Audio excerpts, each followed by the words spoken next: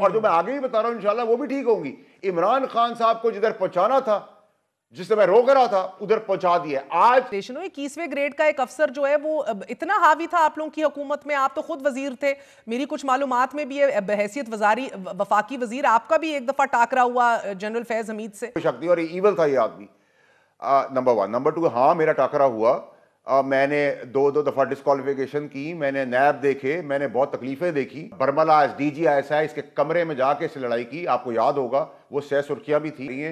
मेहरबानी आपकी, उन्होंने मुझसे ऐसे बात की थी जैसे किसी जानवर से आदमी बात करता। तो मैंने जवाब में उनको ये कहा था कि फिर मैं प्रेस कॉन्फ्रेंस करने जा रहा हूं और इमरान खान साहब ने मुझे फिर रोका। पहली बात थी जब उसके बाद इमरान खान साहब ने मुझे 15 साल के अंदर बहुत ऊंची आवाज़ बात की, जिसके बाहर तक आवाज़ें गई, और फिर मैच ओपन हो गया और उसके बाद में तकलीफों में आ गया। और ये इमरान खान कहते थे कि एजेंसियां हमारे बंदे इकट्ठे करके देती थी, चाहे बजट हो या दीगर इस तरह की लेजिस्लेशन हो। 21वें ग्रेड का एक अफसर जो है वो इतना हावी था आप लोगों की हुकूमत में, आप तो खुद वजीर थे, मेरी कुछ मालूमात में भी है बहैसियत वफाकी वजीर आपका भी एक दफा टाकरा हुआ जनरल फैज हमीद से। वो जरा मुख्तसरन बताइएगा क्या हुआ था।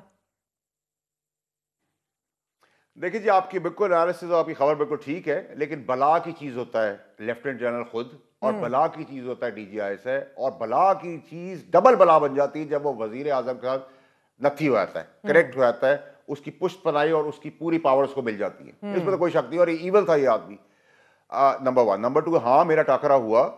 मैंने दो दफा डिस्क्वालिफिकेशन की, मैंने नैब देखे, मैंने बहुत तकलीफें देखी, और मेरे वजारत के सेक्रेटरी को उठाया गया, जिसमें मैंने इसके साथ बरमला DG ISI इसके कमरे में जाके इस लड़ाई की। आपको याद होगा वो सह सुर्खियां भी थी। इफ आई एम उसके नॉट बाद रॉन्ग इन्होंने आपको जब कॉल करके बड़ी धमकी दी थी एज अ फेडरल मिनिस्टर, बदतमीजी से बात की बिल्कुल थी। सही आप कह रही हैं। और उसके बाद, नहीं, बदतमीजी बहुत छोटा सा वर्ड है, ठीक है, बहुत छोटा वर्ड आप कह रही हैं। मेहरबानी आपकी, उन्होंने मुझसे ऐसे बात की थी जैसे किसी जानवर से आदमी बात करता। तो मैंने जवाब में उनको ये कहा था कि फिर मैं प्रेस कॉन्फ्रेंस करने जा रहा हूं और इमरान खान साहब ने मुझे फिर रोका, मेरा सेक्रेटरी मुझे वापस किया। वहां से पहली लड़ाई शुरू हुई। दूसरी लड़ाई शुरू हुई जब इन्होंने फील्डिंग लगाई फैज हमीद ने मिलकर, उस वक्त DG ISI आसिम मुनीर साहब के लिए, और मैं आसिम मुनीर साहब के पास एज फेडरल मिनिस्टर गया। मैंने कहा ना शवाहिद दें सारे, आपकी फील्डिंग लग गई। उन्होंने कहा तुम वाउडा मुझे अपने मुल्क और वजीर आजम से गद्दारी करने को कह रहे हो, बेईमानी करने को कह रहे हो। फिर जब वो मुझे प्राइम मिनिस्टर हाउस में मिले, मैंने कहा मैंने आपसे कहा था, उन्होंने कहा अल्लाह पे छोड़ दो। तो वहां के बाद वो पहली बात थी जब उसके बाद इमरान खान साहब ने मुझे 15 साल के अंदर बहुत ऊंची आवाज़ बात की, जिसके बाहर तक आवाज़ें गई, और फिर मैच ओपन हो गया और उसके बाद में तकलीफों में आ गया। और शरबती अथर बिल्ला जो है, उसने इसकी फरमाइश पे मुझे अनप्रेसिडेंटेड 2 दफा डिस्क्वालिफिकेशन फॉर लाइफ दी। तो ये तो है। और ऐसे सर, कलम ये सारा इस्तेमाल कुछ तो करने वाले आपने जितने बिल्कुल लोग हैं कहा उनका कि भी वो होगा। दहशत ऐसी होती है, और बाकी अगर ये हमने देखा भी, मगर ये सब कुछ क्या जनरल कमर जावेद बाजवा के इल्म में नहीं था? क्या उनको पता ही नहीं था ये सब कुछ हो रहा है? या इधर वर्ड यूज किया गया प्रेस, अंग्रेजी वाली प्रेस रिलीज में, इन कहूट्स, तो मैं उसी को यूज कर लेती हूँ, वर दे इन कहूट्स विद ईच अदर? देखिए, मैं आपको उर्दू जबान में समझा देता हूं। देखिए, DG ISI जब प्राइम मिनिस्टर के साथ हो जाता है तो वो एब्सोल्यूट पावरफुल हो जाता है। ये आप कहें कि बाजवा साहब की नेग्लिजेंस नहीं है, बिल्कुल है। लेकिन बाजवा साहब को जब तक पता चला, देर आए दुरुस्त आए, तो जब तक वो आए और उन्होंने इनको हटाने की कोशिश की तो फिर मैच पड़ गया। तो इसलिए वो बरी जुम्मा हो जाते हैं। अगर वो हटाते नहीं, क्योंकि देर से उनको खबर मिली, ठीक है, नेग्लिजेंस तो है, इसमें तो कोई शक नहीं होना चाहिए, ठीक है। उस नेग्लिजेंस के जब हटाने आए तो मैच पड़ गया। तो इसलिए वो बरी जिम्मा हो गए, और बरी जिम्मा इसलिए हो गए कि एब्सोल्यूट पावर पे था DG ISI, और ये उस वक्त का DGC भी रह चुका है। तो इमरान खान साहब का तो ये लाडला था, और जिन भूतों का भी ये लाडला था। और जो मैं आपको वक्त से पहले जब कोई तस्वर नहीं कर रहा था, तब से मैं आपको खास खास जिन भूत कीड़े मकोड़े बोलता रहा, फिर नाम लेके बताया। तो मैं तो कई सालों से आपको बातें बता रहा हूं, और जो मैं आगे भी बता रहा हूं इंशाल्लाह वो भी ठीक होंगी। इमरान खान साहब को जिधर पहुंचाना था, जिससे मैं रोक रहा था, उधर पहुंचा दिया। आज PTI में, असली PTI में मातम का दिन है। अब अल्लाह की जात तो कर सकती है, दुनियावी, कानूनी और इंसानी तौर पर वापसी अब मुमकिन नहीं है। और इस शिकंजे के अंदर इमरान खान साहब बिल्कुल आ गए हैं, समेत PTI के, समेत इंसाफ के कलम चलाने वालों के, समेत PTI के लोगों के। फैज हमीद इमरान खान के खिलाफ वादा माफ गवाह बनेंगे? वादा माफ गवाह में उनको सजा में कोई कमी नहीं होगी। वो गवाही देंगे और एविडेंसेस दे रहे हैं, गवाही भी दे रहे हैं, एविडेंसेस भी दे रहे हैं, और एविडेंसेस इतने ब्लैक एंड व्हाइट होंगे कि आपको जो जिस कौम का मिजाज है, जब वो प्यार करती है तो शिद्दत से करती है और नफरत भी शिद्दत से करती है। ये तो क्रेडिट आप सिपा सलार फील्ड मार्शल को दें, जिसने नॉट ओनली के जंग जीती अपने 10 गुना बड़े दुश्मन से, बल्कि प्रेसिडेंट बुनियाद जस्टिस की, इंसाफ की अपने इदारे से शुरू की है। तो जब आप अपने इदारे में अपने लेफ्टिनेंट जनरल DGISI को नहीं छोड़ेंगे तो क्या पाकिस्तान से कोई बड़ा है? ना कोई जज, ना कोई जनरल, ना कोई लीडर, ना कोई सियासी लीडर। सर जरा सा मुझे जरा सी और वजाहत दे दीजिए, क्या 9 मई के पुरतशद्दुद वाकयात में फैज हमीद का हाथ है, और क्या इसके अंदर हसास मालूमात like maps of army installations, the strategy, planning, ये सब कुछ है?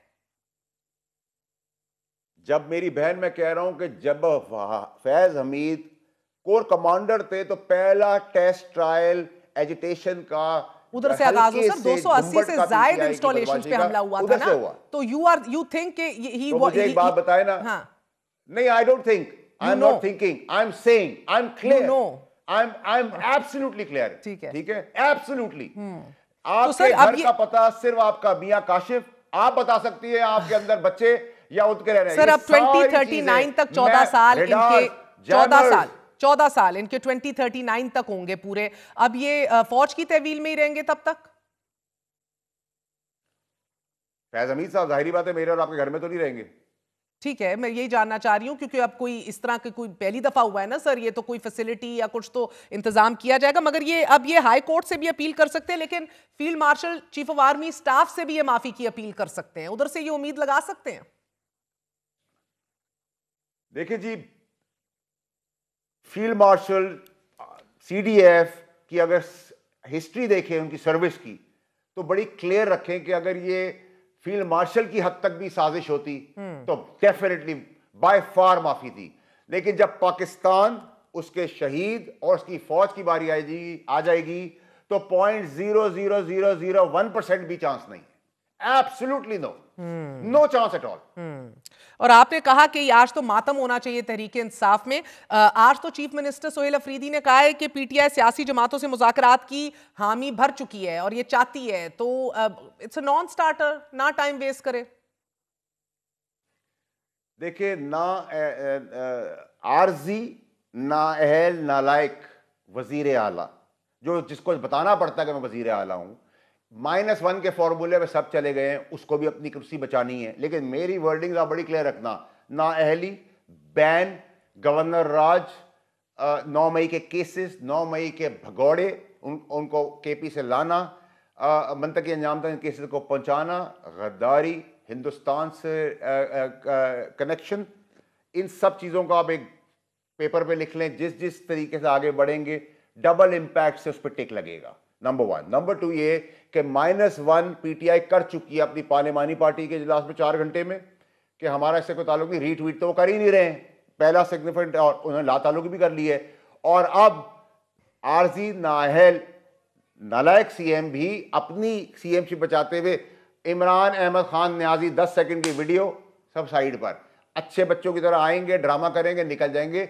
मैंने आपको कहा था ये इसी तर्ज की सियासत कर रहे हैं। अब ये कह रहे हैं कि हमने तो माइनस कर दिया है, सिर्फ हमें 10-20 सेकंड की वीडियो चलाने दो। फिर इसमें एक एलिमेंट है जो और आगे बहुत ज्यादा एम्बिशियस है, वो चाहता है कि धावा बोला जाए, जेल तोड़ी जाए, जिसका जिक्र हो चुका है पब्लिकली PTI की तरफ से, ताकि खुदा ना खास्ता कोई नुकसान हो, 40-50 साल तक ये करें, तो उसकी जुमरे में जब सिचुएशन आएगी तो जेल बदल दी जाएगी। वो आज तो मुझे नजर नहीं आ रही, लेकिन 1.5-2 महीने में जरूर पॉसिबिलिटी है, जिस जिस तरीके से अंदर प्लानिंग होगी।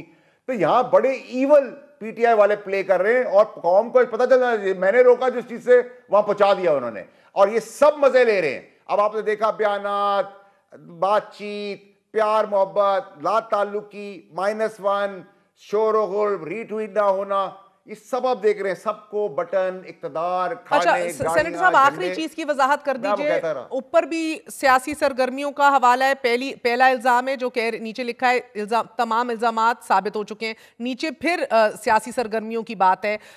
तो फर्क क्या है? पहली वाली इन ऑफिस सियासी सरगर्मियां और बाद वाली रिटायरमेंट के बाद, जिसका 9 मई की तरफ इशारा है, पुरतशद्दुद और सियासी इश्तियाल अंगेजी और अदम इस्तेहकाम पैदा करने। राइट,